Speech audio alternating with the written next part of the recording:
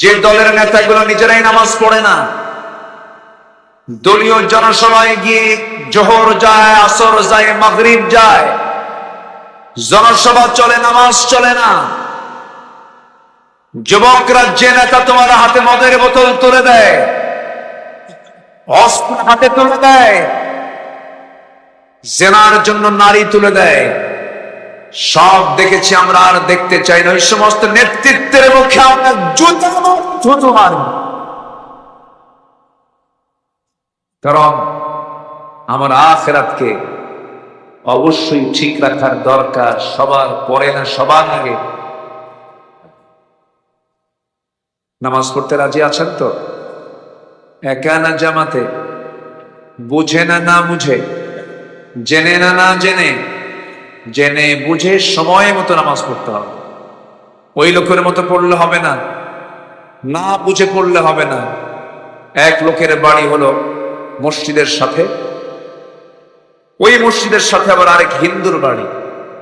হিন্দু লোকটা প্রত্যেক দিন মসজিদের সামনে দিয়ে যায়, ইমাম সাহেব রুকু থেকে দাঁড়ানোর সময় বলে সামি আল্লাহু লিমান হামিদা। হিন্দু লোকের চিন্তা হলো, প্রত্যেকটা দিন আমি ইমাম সাহেবের মুখ থেকে একটা মহিলার নামে শুধু দোয়া শুনি, এক মহিলার নামে দোয়া করে, আর কি মহিলা নাই? তার ভিতরে একটা সন্দেহ জাগলো, তেই হামিদা মেয়েটা কার মেয়ে? কাকে বলবে? তারই প্রতিবেশী ডাক দিয়ে বলল, ভাই তোমাদের ইমামের হলোটা কি? প্রত্যেকটা দিন শুধু এক মহিলার নামে দোয়া করে, হামিদা হামিদা হামিদা। হামিদা মেয়েটা কার মেয়ে? এখন এই মুসলিম বলতেছে, ভাই আমি তোমার প্রতিবেশী। দাদা বাবু, আমি 25 বছর যাবত মসজিদে প্রথম কাতারে বা জামাতের সাথে নামাজ পড়ি, আজ পর্যন্ত আমিও ঠিক মতো জানি না আসলে হামিদা মেয়েটা কার মেয়ে। কথা কি বুঝতেছেন আপনারা? তাহলে ওই হিন্দুর চিন্তা আর এই মুসল্লির চিন্তার মধ্যে কোনো তফাৎ আছে? আসতে বলবেন না তফাৎ আছে? আজকে যদি নামাজিরা যদি নামাজের হক আদায় করত, কোন নামাজির দ্বারা সুদের কারবার হতো না, কোন নামাজি বেপরদায় থাকতো না, কোন নামাজি মদের আসরে বসতো না। কিন্তু এরকম বহু নামাজি আছে না নাই? আসতে বলবেন না আছে না নাই? মানে তারা নামাজি বোঝে। আমার বন্ধু, অনেক লোকের মনে চিন্তা এটাই, কালেমা পড়েছি জান্নাত পেয়ে যাব। না না, জান্নাত এত সস্তা নয়। আল্লাহ রাব্বুল আলামিন বলছেন, আহাসিবান নাসু আন ইউতরাকু আন ইয়াকুলু আমান্না ওয়া হুম লা ইফতানুন। মানুষের ধারণা, ঈমান এনেছি এতটুকু কথা বললেই আমি তাকে ছেড়ে দেব। না না, আমি তাকে অবশ্যই পরীক্ষা করব। ইতিপূর্বে যত আল্লাহর পছন্দের বান্দাগুলো গত হয়েছেন, তাদেরকে পরীক্ষা করেছেন তিনি কে? পরীক্ষা ছাড়া আপনি ঈমান কেমনে যাচাই বাছাই করবেন? আশাদ্দুন নাসি বালাউল আম্বিয়া সুম্মা আল আমসাল ফাল আমসাল। এই পৃথিবীতে সবচেয়ে বেশি ঈমানের পরীক্ষা দিয়েছেন হলো আম্বিয়া কেরাম। তাদের পরীক্ষা ছিল সবচেয়ে কম না সবচেয়ে বেশি? বেশি। জাকারিয়া আলাইহিস সালামকে করাত দিয়ে চিরে দুটুকরা করে শহীদ করা হয়েছে। ইয়াহইয়া আলাইহিস সালামকে জবাহ করে নবীর মাথা রানীর সামনে উপহার দেওয়া হয়েছে। খোদ আমার রাসূলকে কত মার খেতে হয়েছে। মক্কার মানুষ রাসূলকে মেরে রক্তাক্ত অবস্থায় ফেলে রেখেছে। তায়েফের মানুষ রাসূলকে না চিনতে পেরে, বুঝতে পেরে চোকা চোকা পাথর মেরেছে। এক একটা আঘাতে ক্ষত বিক্ষত হয়ে গেছে আমার নবীজির দেহে, রক্ত ফিনকে দিয়ে পড়েছে। মাথা রক্তগুলো গড়ে গড়ে পায়ের তলার কাছে এসে জুতার তলার পায়ের তলার জমাট বেঁধে গেছে। নবীজি বেহুশ হয়ে পড়ে থেকেছেন। নবীর পাশে কেউ নাই, কিন্তু ছিলেন তিনি কে? আসতে বলবেন তিনি কে? আল্লাহ। মার খেলেন 13 বছর তিনি মদিনায় মক্কায় মার খেলেন, মার খেতেই থাকলেন। তায়েফ থেকে ফিরে আসলেন, সাইয়েদনা আবু বকরকে মারা হলো রক্তাক্ত অবস্থায়। অথবা সাইবা মুগিরা হারামের সামনে, কাবার দরজার সামনে থেকে ফেলে রাখলো মৃত ভেবে। কি ভেবে? মৃত ভেবে। মরে গেছে আবু বকর। কিছুক্ষণ পর তারা হোশটা ফিরে একটু দাঁড়িয়ে মনে মনে চিন্তা করছেন, আমাকে যেমন করে তারা মেরেছে, না জানি তারা রাসূলকে মেরে ফেলবে। নিজের চিন্তা না করে সোজা নবীর বাড়ির সামনে গিয়ে দাঁড়ালেন। দরজার সামনে দাঁড়ায়া রাসূলকে লক্ষ্য করে ডাক দিয়ে বলছেন, হুজুর আপনি কোথায়? দরজা খোলা মাত্র নবীর চোখে আবু বকরের চোখ যখন পড়ে গেল, নবীজি কেঁদে ফেলে বলছেন, আবু বকর তোমার শরীর থেকে রক্তগুলো ঝরছে কেন? কি হয়েছে? বলছেন, ইয়া রাসূলুল্লাহ সিজদা দিতে গিয়েছি, কাফের মুশরিকরা আমাকে ধরে রক্তাক্ত করে দিয়েছে, নাকটা বোচা করে দিয়েছে। ফরম জুতো পায়ে ওই উতবা সাইবারা সাইয়েদনা আবু বকরের নাকের উপরে চাপা দিয়ে রক্তাক্ত করে ফেলেছে। আমার রাসূল বলছেন, আবু বকর যে পরিমাণ রক্ত ঝরছে তুমি তো আর বাঁচবে না, মরে যাবে। তিনি বলছেন, ইয়া রাসূলুল্লাহ আপনারও ঘরের মধ্যে থাকার কোনো সুযোগ নাই, আপনাকে মেরে ফেলবে তারা। আমরা দুজন মিলে মক্কার বাইরে চলে যাই। মক্কার পরিবেশ ভালো না, যে কোনো মুহূর্তে তারা হামলা করতে পারে, আপনাকে মেরেও ফেলতে পারে। রাসূলকে নিরাপদ না মনে করে সাইয়েদনা আবু বকরের ওই রক্তাক্ত দেহ নিয়ে রাসূলকে সঙ্গে করে নিয়ে তারা মক্কার বাইরের দিকে চলে গেলেন। প্রচন্ড ক্ষুধার্ত রাসূল, প্রচন্ড ক্ষুধার্ত হচ্ছেন আবু বকর। আমার নবীজি মেষপাল খুঁজলেন, উটের পাল খুঁজলেন, কোন পাল পেলেন না। ছোট্ট একটা ছাগলের পাল দেখতে পেলেন, ছাগল পালের সামনে গিয়ে দাঁড়ালেন। ছাগলের রাখালকে ডাক দিয়ে বলছেন, রাখাল রে একটা ছাগি দেবে নাকি? ছাগিটার দুধ দহন করে দুধটা আমি আমার বন্ধুকে পান করাবো। যে পরিমাণ রক্ত ঝরেছে আমার বন্ধু মারা যাবে, দেখো তো দয়া করে আমাকে একটা ছাগি দেওয়া যায় নাকি? রাখাল বলছে, আপনি কি? আমি আপনাকে চিনি না, ছাগলগুলোর মালিক তো আমি নই। আমি যদি আপনাকে ছাগি দহনের আপনাকে অনুমতি দিয়ে দেই, মালিকের সম্পদের খেয়ানত হয়ে যাবে আমার, আমি পারবো না। আমার নবীজি মুস্কি মুস্কি হাসি মেরে মনে মনে চিন্তা করছেন, আহারে এই মরু অঞ্চলের মরু ছাগলের রাখালের ঈমান নাই, কিন্তু ঈমানের যে গুণটা সেই গুণটা আছে। খুব খুশি হয়ে গেলেন। এবার নবীজি বলছেন, রাখা বড় কোন ছাগি আমাকে দিতে হবে না, ছোট্ট একটা ছাগি দাও তো। সেই ছাগিটা আমার দারুণ প্রয়োজন, আমাকে ছোট্ট ছাগি দিলেই হবে। রাখাল মনে মনে চিন্তা করে আর মনে মনে ভাবে, লোকটা পাগল নাকি, ছোট্ট ছাগি দিয়ে কি করবে সে? নবীজির হাতে যখন ছোট্ট ছাগি দেওয়া হলো, নবীজি হাতের মধ্যে নিলেন, দুই পায়ের ঠিক মাঝখানে রেখে ছাগিটার পিছনের দুই পায়ের মাঝখান বরাবর ওলান বরাবর দুটো হাত রাখলেন। ছোট্ট ছাগির গোটা ওলানটা দুধে ভরপুর হয়ে গেছে। আমার নবীজি এবার বললেন, রাখাল আমাকে একটা বাটি দাও। বাটি দাও হলো। নবীজি সুন্দর করে বিসমিল্লাহ বলে দুধ দহন করা শুরু করলেন। সেই ছাগির ওলান থেকে, যে ছাগির পেটে কোনোদিন বাচ্চা আসে নাই, ছোট্ট ছাগি, দুধ বের করে বাটিটার দুধ পূর্ণ হয়ে গেল। রাসূল একটা মুস্কি হাসি মেরে বলছেন, আবু বকর সকালবেলা রক্তাক্ত হয়েছে, এখন বরকতের দুধ পান করো। বাটি হাতের মধ্যে নিলেন, বিসমিল্লাহ বললেন, দুধ পান করা শুরু করলেন। এত পরিমাণ সেই দিন সাইয়েদনা আবু বকর দুধ পান করলেন যে খেতে খেতে পেটের চামড়া টাইট হয়ে গেছে। রাসূল বলছেন, আবু বকর কেমন দুধ খাইলা বলো? হুজুর জীবনে এমন দুধ পান করে নাই, কিন্তু দুধ পান করলাম তো বাটির দুধ এক চুল পরিমাণ কমলো না। রাসূল বললেন, আবু বকর, বাটির দুধ তুমি কমাতে পারবে না, রাখালকে দিয়ে দাও। রাখালকে বাটি দেওয়া হলো। রাসূল বিসমিল্লাহ বলে দিলেন, সেও খেতে থাকলো, বাটির দুধ কমে না।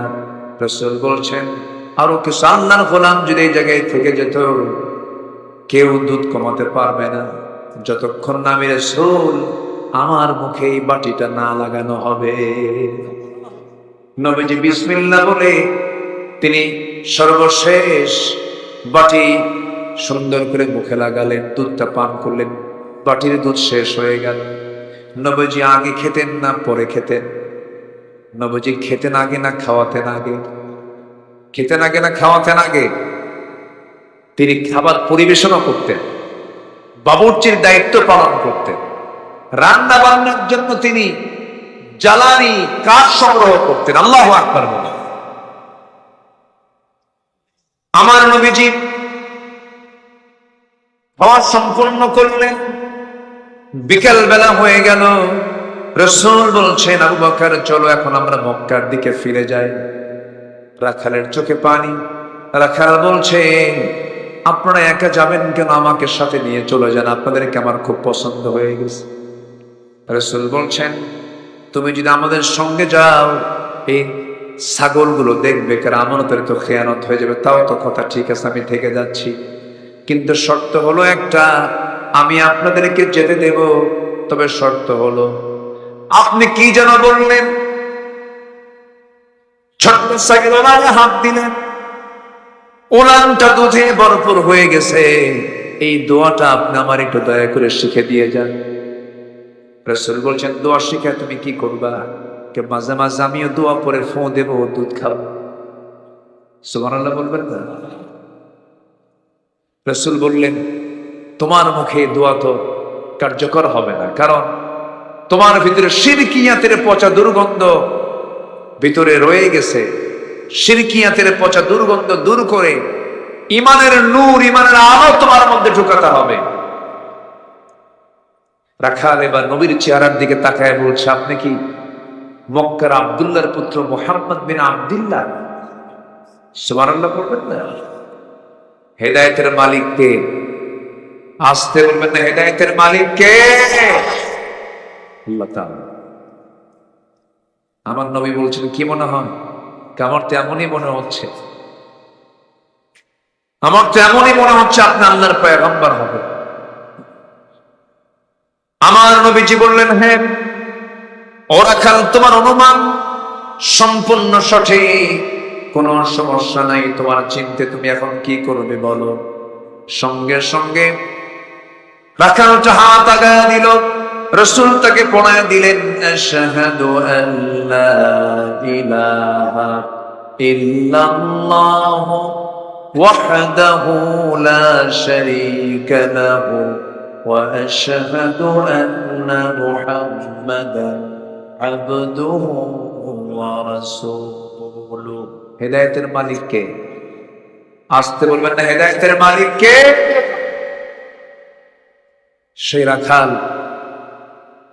সেই রাখালটার নামই হলো আব্দুল্লাহ ইবনে মাসউদ রাদিয়াল্লাহু তাআলা।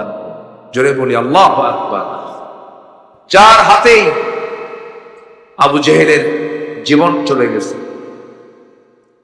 যে আব্দুল্লাহ ইবনে মাসউদ ছিলেন আমার নবীর সবচেয়ে প্রিয় সাহাবী, যার তেলাওয়াতে রাসূল মুগ্ধ হয়ে বলেছিলেন, আমরা আব্দুল্লাহর তেলাওয়াত যখন আমি শুনলাম, মনে হলো জিবরাইল ওহী নাযিল করতেছে।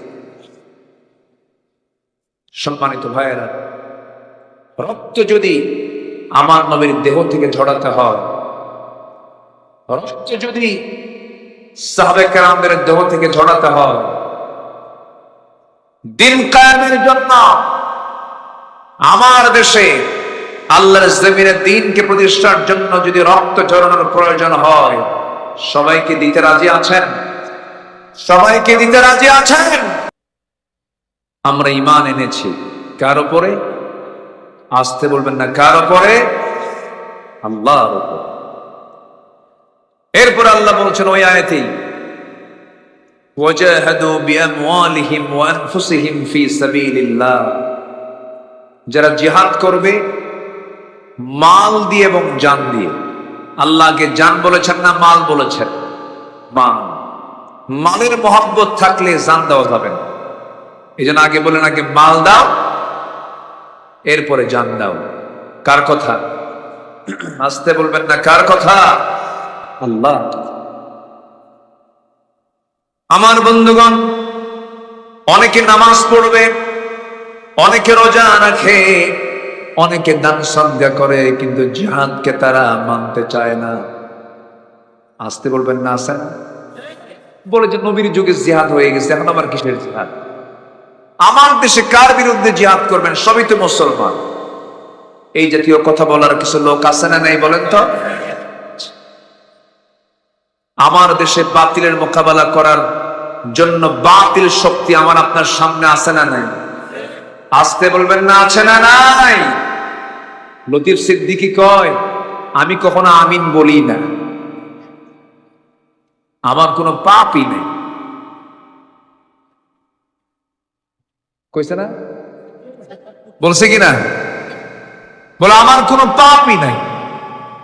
হুজুররা শুধু আমিন কয়, আমি আমিন কই। কত বড় বেয়াকুফ হলে পরে এই জাতীয় কথা বলতে পারে। অথচ আমার রাসূল বলেছেন, তুবু ইলাল্লাহ ফাইন্নী আতুবু ফিল ইয়াউমি মিআত মাররা। তোমরা আল্লাহর কাছে তওবা করো, আমি রাসূল সারা দিনে 100 বারেরও বেশি বার তওবা করি। আমার রাসূল তওবা করেন 100 বার। আর লতিফ সিদ্দিক আমি জীবনে আমিনই করি। জুতা পেটা করা দরকার এই বেদব। এরকম ঘাপটি মানে নাস্তিক আরো আছে না নাই? আসতে বলবেন না, আছে না নাই? সব চুপ মেরে আছে, কোন আওয়াজ নাই এখন।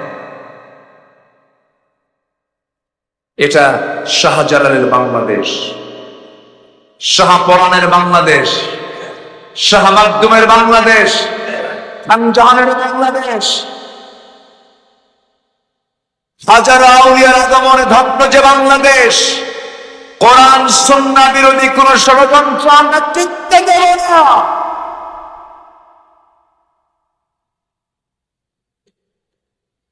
অনেক ষড়যন্ত্র তারা করেছে, অনেক ষড়যন্ত্রের জাল তারা বিস্তার করেছে। যুবকরা, তোমরা যেমন আন্দোলন করে চূড়ান্ত লেভেলে গিয়ে মাত্র 45 মিনিট সময় দিয়েছিলে, কি মনে আছে না? কয় মিনিট? তোমাদের প্রয়োজন আবার জেগে উঠতে হবে। কোন নাস্তিক চক্র যেন কোন চক্রান্ত করতে না পারে, জেগে উঠতে হবে। শহীদ আবু সাইদ মুগ্ধ, এদের ইতিহাস এই জাতি কখনো ভুলবে না। জীবন দেওয়া সস্তা না। আবার ফতুয়া দেয়, এরা কি শহীদ? দেখছেন ফতুয়া দেয় না, এরা কি শহীদ? তুমি কি?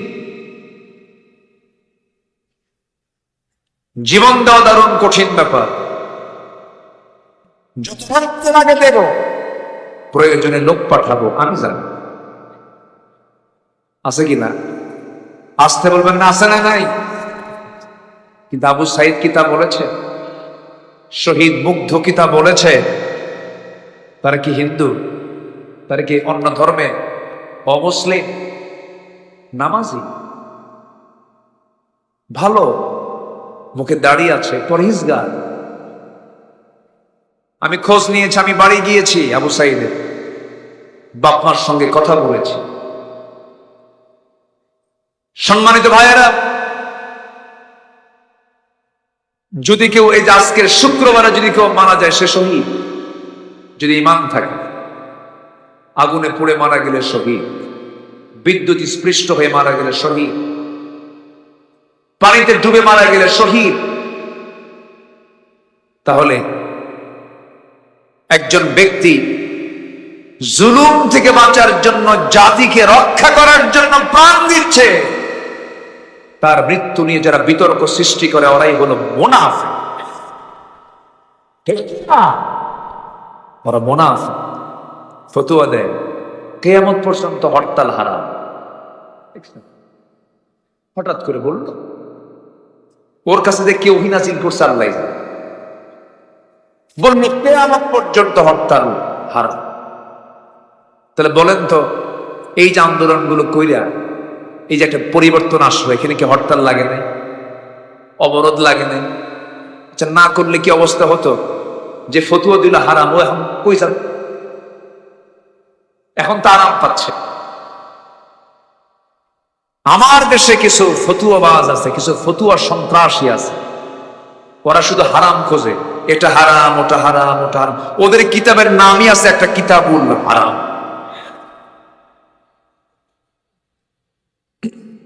আছে না নাই?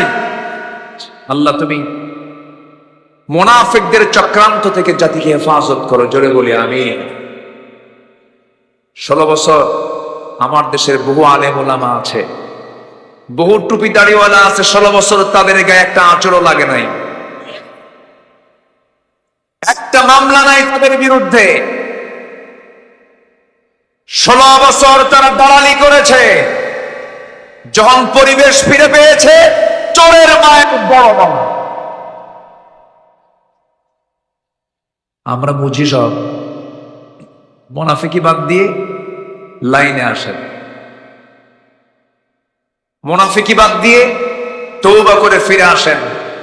গণজাগরণ মঞ্চে গিয়ে বলবেন, আমি আমার জীবনের শ্রেষ্ঠ আমল করতে পারলাম। আপনি আলেম নামের কলঙ্ক, আপনার তওবা করা উচিত। কষ্ট পাচ্ছেন? শেষ করে দিলাম, একটু জিকির করি লা ইলাহা,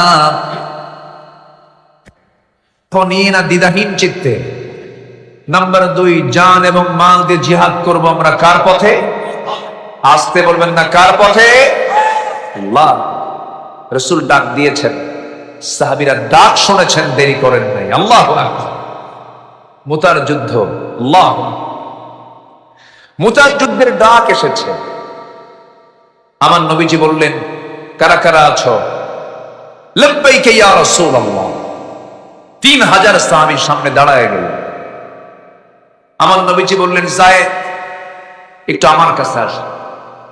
কাছে দাঁড় করায় দিলেন। জাফর আমার চাচাতো ভাই, আমার কাছে আস। দাঁড় করায় দিলেন। আব্দুল্লাহ বিন রাওহা কোথায়? দাঁড় করায় দিলেন। মোট কয়জন হলো? বলেন কয়জন হলো? 3 জন। এই 3 জনকে দাঁড় করায় দিয়া আমার নবীজি সাহাবে কেরামকে লক্ষ্য করে বললেন, সাহাবীরা, আমি 1 নাম্বার যায়েদকে সেনাপতি বানালাম, 2 নাম্বার জাফরকে বানায় দিলাম, 3 নাম্বার আব্দুল্লাহ বিন রাওহাকে বানায় দিলাম। এই 3 জনের ভেতরে যদি 3 জনই দুনিয়া থেকে বিদায় নিয়ে নেয়, তোমাদের মধ্যে তোমরা একজন সেনাপতি নিযুক্ত করে নিবা। এই 3 সেনাপতির চেহারায় চরম হাসির চিত্র দেখতে পাচ্ছিল সাহাবে কেরাম। কিন্তু মুনাফিকরা মুনাফিকি করার জন্য পিছন দিক থেকে তাদেরকে সে ডাকলো, ডেকে বলছে, যায়েদ, জাফর, আব্দুল্লাহ, যুদ্ধে যেও না, 3 জনই মারা যাবে। কিন্তু সেনাপতি হয় একজন, কিন্তু এই যুদ্ধে সেনাপতি 3 জন, তোমরা 3 জনই মরে যাবে। এই 3 জন ব্যক্তি বলছে, মুনাফিকের বাচ্চারা, যতই ষড়যন্ত্র করো না কেন, আমরা 3 জন যুদ্ধে যেতেছি বাঁচার জন্য নয়, শহীদ হওয়ার জন্য। আমার নবীজি বলে ফেললেন, আব্দুল্লাহ, জাফর, যায়েদ, 3 জন তোমরা পরিবারের কাছ থেকে বিদায় নিয়ে আসো। যায়েদ বলছেন, ইয়া রাসূলুল্লাহ, আমি কোথায় যাব? আর আমার যাওয়ার জায়গা না, আমি এখান থেকে যুদ্ধে রওনা দিয়ে দেব। যায়েদ বিন আরিস যুদ্ধের ময়দানে রওনা দিয়ে দিলেন। জাফর বিন আবু তালিব বলছেন, ইয়া রাসূলুল্লাহ, আপনি যখন বলে ফেললেন পরিবারের কাছ থেকে বিদায় নিয়ে আসি, পরিবারের কাছে চলে গেলেন। সিরাত গ্রন্থে এসেছে, ঘরের মধ্যে ঢুকলেন, সন্তান 2টা নাবালক, 2 উরুতে রাখলেন, চুম্বন করলেন, আদর করলেন, স্নেহ দিলেন। সামনে স্ত্রীকে ডাক দিয়ে বলেন, স্ত্রী, আমার সামনে আসো। সামনে বসায়া দিলেন। স্ত্রী হাত ধরে বলছেন, স্ত্রী আমার জন্য দোয়া করো, আমি মুতার যুদ্ধে যেতেছি, সেনাপতি নিযুক্ত হয়েছি, আমার জন্য দোয়া করো, আমি যেন শহীদের দরজা পেয়ে আমি যেন দুনিয়া থেকে বিদায় হতে পারি। আমার জন্য দোয়া করো, আমি যেন শহীদ হয়ে যাই, এই জন্মে তোমার সঙ্গে আর দেখা হবে না, আশা রাখি তোমার সঙ্গে জান্নাতের সিঁড়িতে আমার দেখা হয়ে যাবে। স্ত্রী চোখে পানি দেখে জাফর বলছেন, স্ত্রী চোখে পানি কেন? তিনি বলছেন, আমার স্বামী যুদ্ধে যাবেন, আমি কেন আপনাকে বাধা দেব? আপনি যুদ্ধে যান, কিন্তু আপনি শহীদ হয়ে যান, আমি এটা কামনা করবো না, এমন দোয়া আমি করবো না। কারণ এই যে সন্তান দুইটা দেখতেছেন, সন্তান দুইটা নাবালক, আপনি যদি শহীদ হয়ে যান, সন্তানগুলো তো দুটাই এতিম হয়ে যাবে। এই সন্তানগুলির দিকে তাকায় আমি আপনার জন্য দোয়া করি, আল্লাহ আপনাকে গাজী করে যুদ্ধের ময়দান থেকে ফিরে আনো। আমার নবীজি সঙ্গে সঙ্গে স্ত্রীটার হাতটা টান মেরে ধরলেন। কবরে ছিল তরবারি, কোষবদ্ধ তরবারি, কোষমুক্ত করে তরবারির উল্টা দিক দিয়ে স্ত্রীর হাতে আঘাত করলেন। আঘাত করে বললেন, আমার স্ত্রী, তরবারি দিয়ে তোমার হাতে আঘাত করলাম, হাত কাটছে নাকি না কাটে নাই, কেন কাটলো না? উল্টা দিকে মেরেছেন। এবার তিনি বলছেন, আমার স্ত্রী, আমার জন্য এতক্ষণ ধরে যে দোয়াটা করেছো সম্পূর্ণ উল্টা দোয়া, আমি নিশ্চিত আমি শহীদ হয়ে যাব। আমার আগে একজন সেনাপতি, পরে একজন সেনাপতি, আমি নিশ্চিত আমি শহীদ হয়ে যাব, নাকের মধ্যে জান্নাতের গন্ধ পাচ্ছি রে আমার স্ত্রী। এই কথা বলে ঘর থেকে একটা জোরে দৌড় মারলেন। পিছন দিক থেকে সন্তানগুলো কাটা কবুতরের মতো ছটফট করতে করতে আব্বা আব্বা বলে ডাকতে ডাকতে পিছে পিছে যাচ্ছে। ইতিহাসে লিখেছে, একটা বারের জন্য জাফর সন্তানদের দিকে ফিরে তাকান নাই। যুদ্ধে চলে গেছেন জাফর। আব্দুল্লাহ বিন রাওহা সবে মাত্র দুপুরবেলা বিয়ে করেছেন, বিকেলবেলা যুদ্ধের ডাক এসেছে। জাফর বিন আবু তালিব যুদ্ধে ঝাঁপিয়ে পড়লেন। আব্দুল্লাহ পরিবারের কাছ থেকে বিদায় নেওয়ার জন্য আসলেন। স্ত্রীর ঘরে প্রবেশ করলেন না। যে ঘরে স্ত্রী বসা আছে, রাতের বেলা বাসর ঘর হবে, সেই ঘরের সামনে গিয়া দরজার পিছন দিকের শিকলটা লাগায় দিলেন। লাগায় দিয়ে বউকে ডাক দিয়ে বলছে, বউ রে, দরজার উল্টা দিকে দাঁড়াও, এই দরজার খুলবে না, কারণ পিছন দিকে শিকলটা লাগায় দিয়েছি। বিকেল যাবে, মোহাম্মত পয়দা হবে, প্রেম নিবেদন হয়ে যাবে, দেরি হবে যুদ্ধের ময়দানে যেতে, আমার জন্য দোয়া করো, আমি যেন শহীদ হয়ে আল্লাহর জান্নাতে যেতে পারি। বউটা বলে, স্বামী আমার, এমন স্বামী গ্রহণ করলাম যে স্বামীকে আমি সচক্ষে দেখতে পারলাম না একবারও, দয়া করে একটু ভিতরে আসো, একটাবার যেন চিনতে পারি। কেন? হাসরের ময়দানে অসংখ্য লোকের মাঝখান দিয়ে যেন আমি আপনাকে স্বামী হিসেবে শনাক্ত করতে পারি, এই জন্য আমি আপনাকে একটাবারের জন্য দেখতে চাই। আব্দুল্লাহ বলছেন, আমার স্ত্রী, আমি দুনিয়া থেকে বিদায় হয়ে যাব, তুমিও দুনিয়া থেকে বিদায় হয়ে যাবে। যদি আমার জীবনে তুমি আমার একমাত্র স্ত্রী থেকে যাও, তোমার জীবন আমি যদি একমাত্র স্বামী থেকে যাই, আমার আপনার পরিচয় করে দেওয়ার দায়িত্ব আমার আল্লাহ নিজে নিয়ে নিবে। ওই যে বিদায় নিলেন, বউটার সঙ্গে দেখাও করলেন না, যুদ্ধে ঝাঁপিয়ে পড়লেন।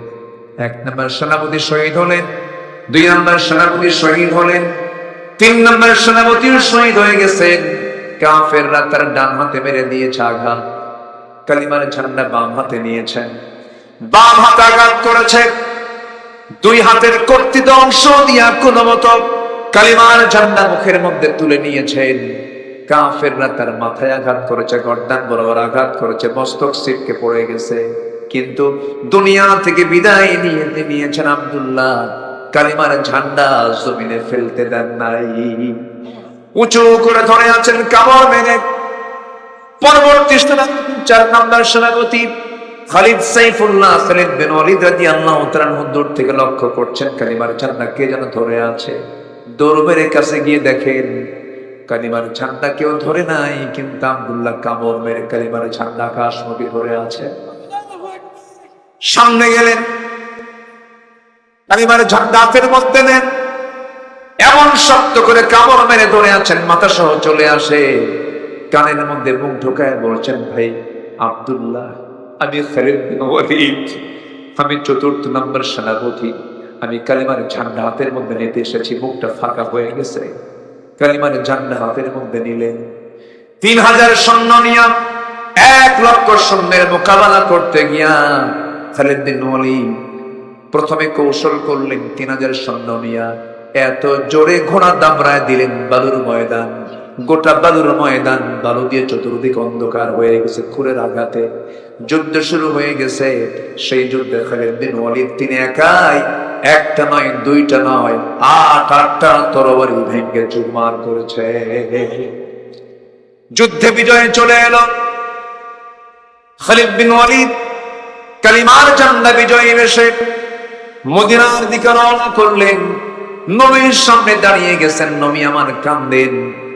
কলিজার টুকরা যায়েদ নাই, যায়েদের বাড়িতে গিয়ে বলছে, ওসামার মা, আমার যায়েদ তো দুনিয়া থেকে বিদায় নিয়েছে। চোখে দেখতে পাচ্ছে আমার যায়েদ বিন হারিস জান্নাতের পাখি হয়ে জান্নাতের মধ্যে উড়ে বেড়াতেছে। চাচাতো ভাই জাফর বিন আবু তালিবের বাড়ির মধ্যে ঢুকলেন। কলিজার টুকরা সন্তান দুইটা কোলের মধ্যে তুলে নিয়া চাচাতো ভাইয়ের বউকে লক্ষ্য করে বলছেন, ও জাফরের স্ত্রী, চিন্তা করো না, তোমার স্বামী আমি নিজের চোখে দেখতে পাচ্ছি জান্নাতের পাখি হয়ে জান্নাতের মধ্যে উড়ে বেড়াতেছে। সান্ত্বনা দিলেন। আমার নবীজির সামনে দাঁড়ানো খালিদ বিন ওয়ালিদ কালিমার ঝান্ডা বিজয়ী বেশে নবীর সামনে হাজির করলেন। আমার নবীজি দেখলেন, কিচ্ছু না বলে সবার আগে বললেন, ও খালিদ বিন ওয়ালিদ, যুদ্ধে জয় হয়েছে না পরাজয় হয়েছে এই সংবাদ আমাকে জানানোর আগে আমাকে জানিয়ে দাও, আমার সাহাবীগুলো ঠিক মতো নামাজ আদায় করেছে কিনা। আল্লাহু আকবার বলে, জোরে বলি আল্লাহু আকবার। নামাজের গুরুত্ব আছে না নাই? আল্লাহ সবচেয়ে বেশি রেগে যান নামাজ ছাড়লে পরে। আল্লাহ সবচেয়ে বেশি রূঢ় হয়ে যান নামাজকে কেউ পরিত্যাগ করলে পরে। এবং ফাখালাফা মিন বা'দিহিম খালফুন আদাউস সালাহ ওয়াত্তাবাউশ শাহাওয়াতি ফাসাউফা ইয়ালকাউনা গায়্যা। যারা নামাজ নষ্ট করবে আল্লাহ তাআলা বলছেন আমি তাদেরকে শুধু জাহান্নাম নয়, জাহান্নামের ভিতরে জাহান্নামের গর্তের মধ্যে ঢুকায়া ছাড়ব। নাউজুবিল্লাহ বলে। সবাইকে 5 ওয়াক্ত নামাজ পড়তে রাজি আছি? কারা কারা একটু হাত তুলে দেখেন তো দেখি। জোরে বলি ইয়া আল্লাহ, ইয়া রহমান। আমাদেরকে 5 ওয়াক্ত সালাত আদায় করার তৌফিক তুমি আল্লাহ দিয়ে দাও। জোরে বলি আমিন, আরো জোরে আমিন। আখিরাতের প্রস্তুতির জন্য কয়টা কাজ? 15টা। চলছে কয় নাম্বার? আরো আছে কয়টা? নুরু ওয়াজ কি শেষ না শুরু? কি করব? চলো। ও আপনি বলতেছেন কাম শেষ, চালাবো? কারো কোনো আপত্তি? কারো কোনো সমস্যা? ফজর নামাজ পড়ার দরকার নেই। সবাই ফজর পড়বেন তো? সবার বাড়িতে বউ আছে না নাই?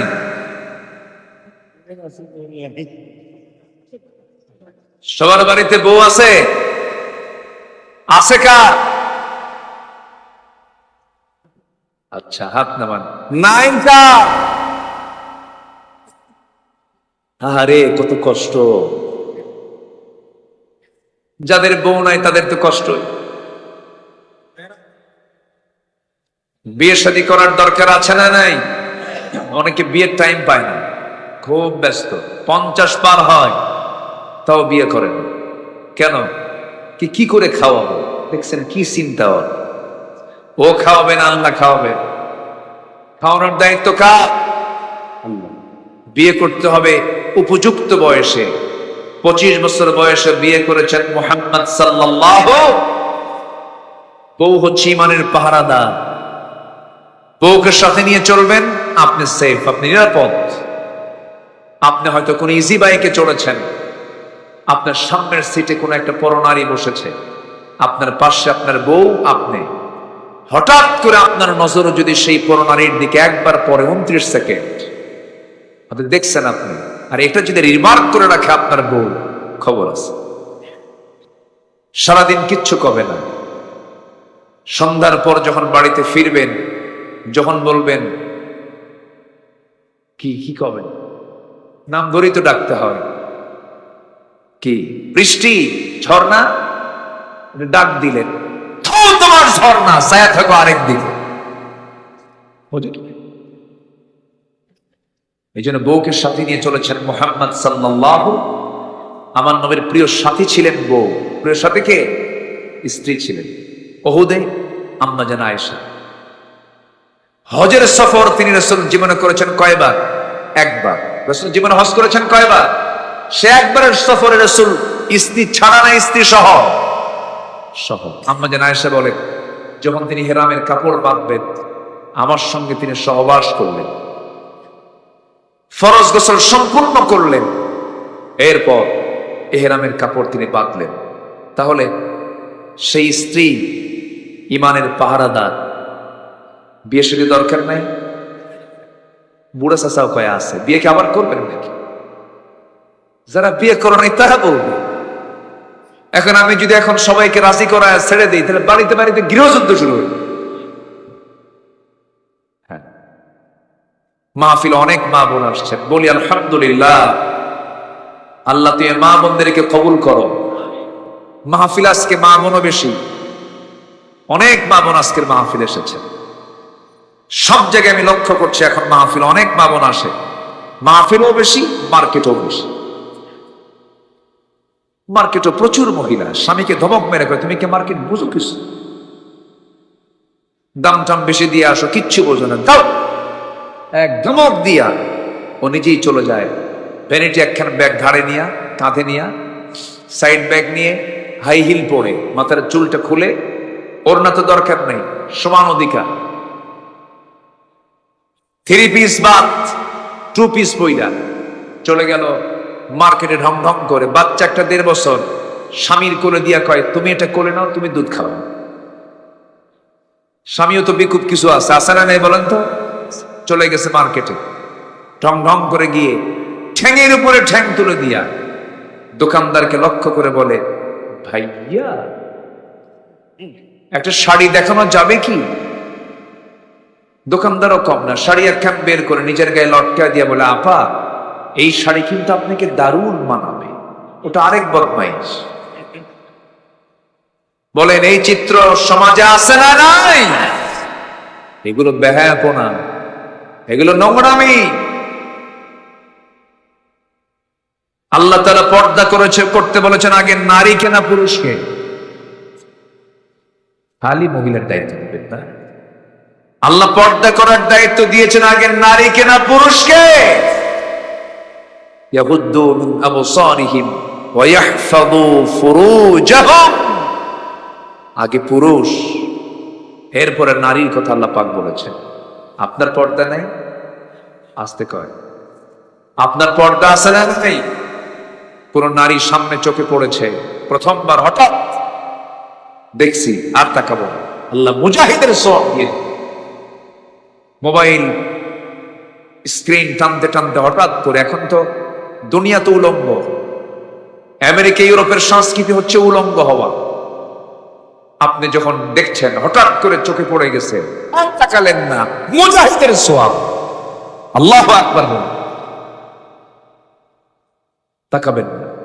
অনেকদিন আগে এক মাহফিলে বললাম, হঠাৎ করে একবার নজর যদি পড়ে যায় আল্লাহ পাক মাফ করে দেন। এক যুবক দাঁড়ায় বলে, হুজুর এক নজরে যদি 1 ঘন্টা তাকায়,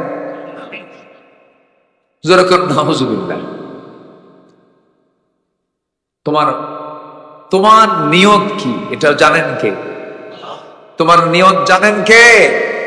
সব কিছু তার নিয়তের উপরে ডিপেন্ড করবে। ইন্নামাল আ'মালু বিন্নিয়াত। আসো, আরো 13টা পয়েন্ট আমি আক্ষরিক ভাবে, ব্যাখ্যামূলক হবে না, শাব্দিক ভাবে বলেই আজকের মাহফিলের আমি ইতি টানবো, কারণ আগামীকালকে মাহফিল আছে, সেই দিকে লক্ষ্য রেখে।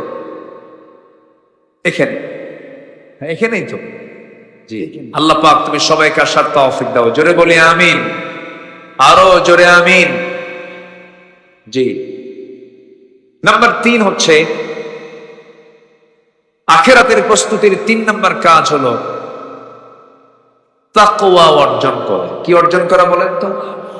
কোন বাঁশঝাড় চিনেন তো? বাঁশঝাড়, কোন বাঁশঝাড়ে যদি কেউ চোখ বন্ধ করে একটা দৌড় মারে, ওর কি চামড়া থাকবে? ওর কি চোখ থাকবে? ওর কি হাত পা ঠিক থাকবে? ক্ষত বিক্ষত হয়ে যাবে, রক্তাক্ত হয়ে যাবে। একটা বাঁশঝাড় পার হতে নিয়ে যেমন তাকে তার দুটো হাত দিয়ে ডালপালাগুলো সরিয়ে সরিয়ে আস্তে আস্তে যেতে হয়, এই জীবনের চরাচরে সুদ, ঘুষ, জেনা, ব্যভিচার, হারাম সকল কিছু আপনার সামনে এসে গিজগিজ করবে। এগুলোকে আপনি হাত দিয়ে সরায় দিয়ে সমস্ত হারামকে বর্জন করে হালাল জীবন গ্রহণ করেছেন, এটার নাম হলো তাকওয়া। এটার নাম কি? তাকওয়া। নাম্বার 3, ন্যায় বিচার প্রতিষ্ঠা করা।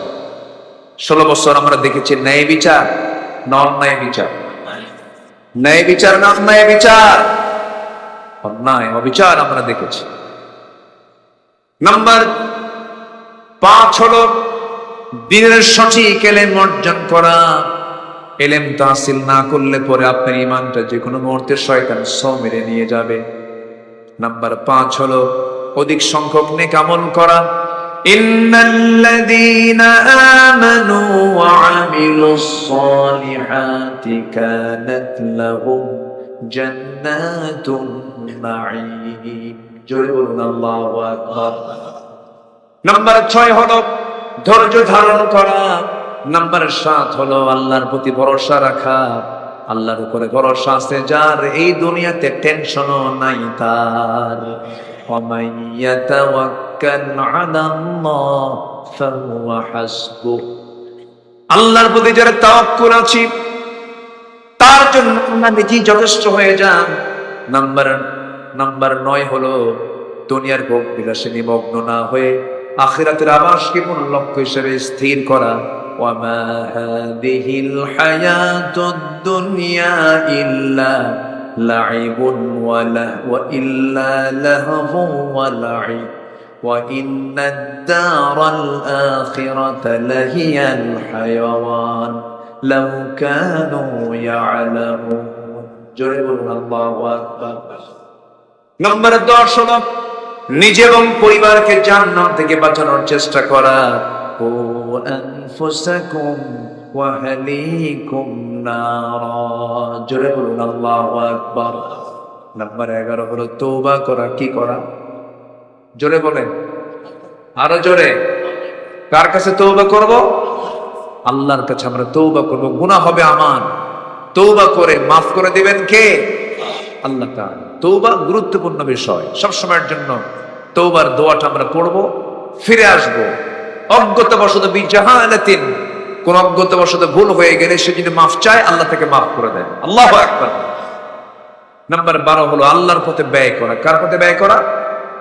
ব্যয় করলে আল্লাহ বাড়ায়া দেন ডাবল ডাবল।